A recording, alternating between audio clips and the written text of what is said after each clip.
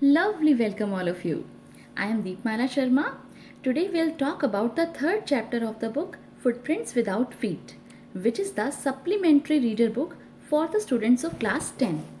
The title of the lesson is The Midnight Visitor and it is written by Robert Arthur, who is famous for writing fiction based on mystery. और उनका ये chapter भी कुछ कुछ mystery जैसा ही है। तो आइए देखते हैं कौन है ये मिडनाइट विजिटर और क्या कहानी है इसकी। तो बेसिकली चैप्टर की शुरुआत होती है ऑजिबल नाम के एक सीक्रेट एजेंट से, जो कि एक गुप्तचर है। उसे एक बहुत ही इम्पॉर्टेंट डॉक्यूमेंट मिलने वाला है। एक और एजेंट मैक्स भी उसी डॉक्यूमेंट को पाना चाहता है। तो आइए देखते हैं कि क्या ऑसिबल मैक्स को आउटविट कर पाता है। ऑसिबल एक ग्लूमी फ्रेंच होटल में रुका हुआ था।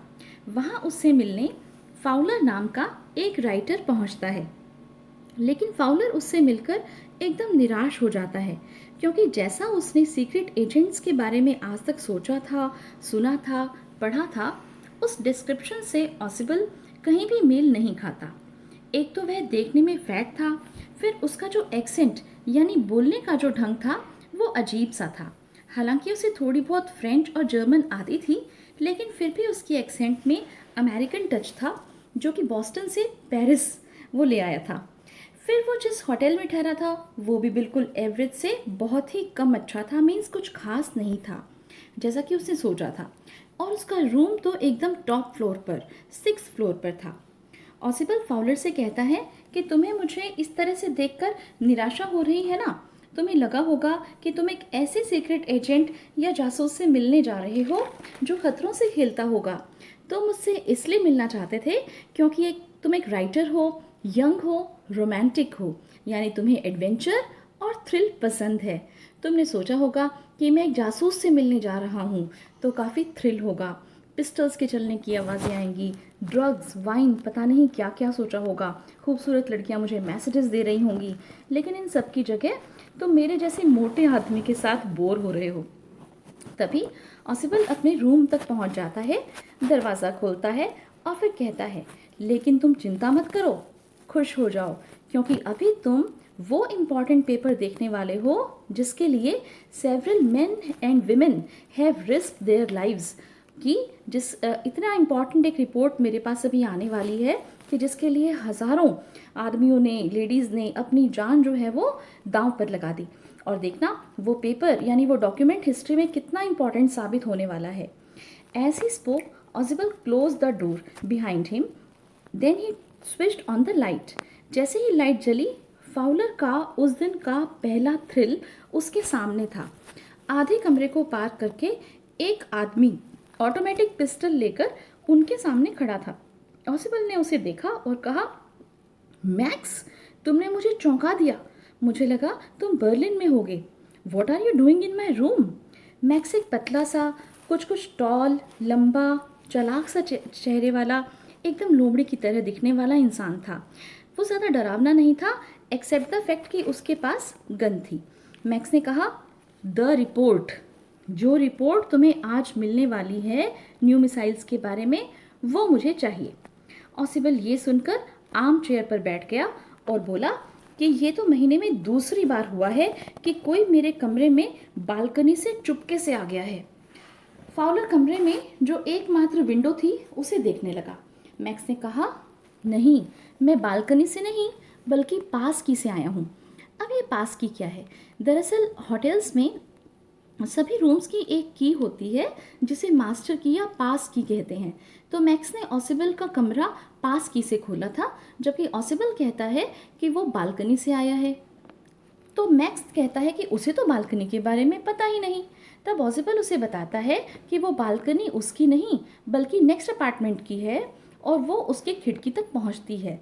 वहाँ से कोई भी दूसरे खाली पड़े कमरों तक आसानी से पहुंच सकता है। पिछले महीने भी कोई ऐसे ही आ गया था। होटल मैनेजमेंट ने उसे ब्लॉक करवाने का प्रॉमिस तो किया था, लेकिन अब तक उन्होंने ये नहीं किया।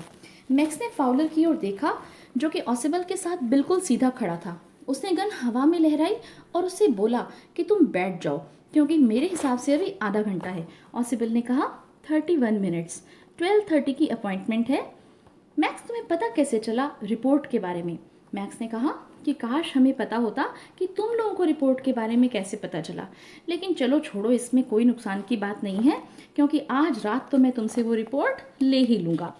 तभी गेट पर नॉक होता है। मैक्स पूछता है, ये क्या है? गेट पर कौन है? ऑसिबल स्माइलिंग फेस के साथ कहता है, पुलिस है।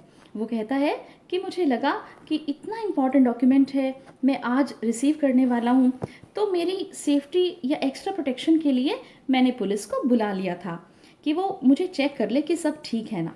दरवाजे पर नॉकिंग लगातार हो रही है। मैक्स घबरा जाता है। ऑसिबल उससे पूछता है कि मैक्स, अब तुम क्या करोगे? अगर मैंने दरवाज़ा नहीं खोला तो वो दरवाज़ा तोड़कर अंदर आ जाएंगे and they will not hesitate to shoot you, और वो तुरंत तुम्हें गोली मार देंगे। मैक्स का चेहरा गुस्से से एकदम ब्लैक हो गया। वो थोड़ा सा खिड़की की ओर पीछे मुड़ा और अपनी एक लेग को खिड़की से बाहर निकाल लिया।